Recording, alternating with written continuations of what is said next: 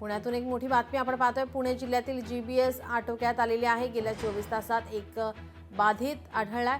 शहरासह पुणे जिल्ह्यातील जीबीएस रुग्णांची संख्या घटत असून रुग्ण बरे होण्याचे प्रमाणही वाढत आहे। गेल्या 24 तासात पुण्यामध्ये एक जीबीएस बाधित रुग्णाची नोंद झाली आहे, तर 2 रुग्णांना डिस्चार्ज देण्यात आलाय। आतापर्यंत 89 रुग्ण हे बरे होऊन घरी गेले आहेत। आपल्यासोबत आपले प्रतिनिधी अमोल धर्माधिकारी हे जोडलेले आहेत। अमोल, पुण्यासाठी आता ही दिलासादायक बातमी म्हणावी लागेल। नक्कीच, कारण की गेल्या 2 ते 1.5 दिवसांपासून जीबीएसच्या रुग्णांमध्ये घट होताना पाहायला मिळते आणि कालही 24 तासामध्ये फक्त एका रुग्णाची नोंद यामध्ये झालेली आहे। 2 जणांना याबाबतचा डिस्चार्ज आहे तो सुद्धा देण्यात आलेला आहे आणि त्यामुळे आतापर्यंत 89 रुग्ण हे बरे होऊन घरी सुद्धा गेलेले आहेत।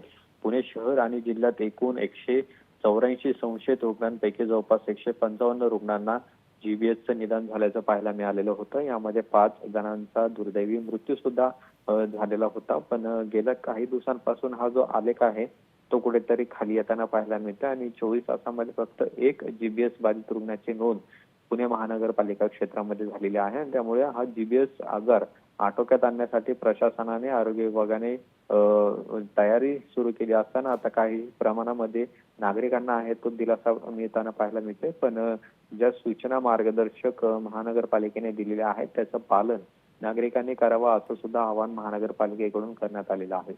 जी अमोल, आपण पाहिलं तर जीबीएस मुळे काही रुग्णांचा मृत्यूही झालेला आहे। सध्या किती रुग्ण यावर आता उपचार घेतात त्या संदर्भात काय माहिती आहे?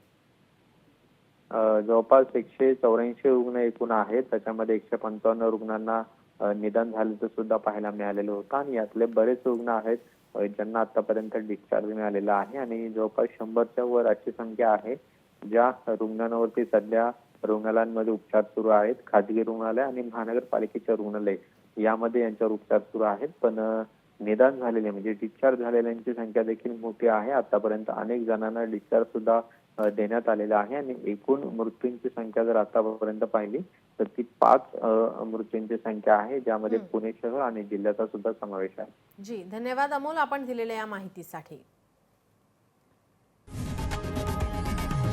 लोकशाही मराठी ऐका, पहा, जागरूक रहा।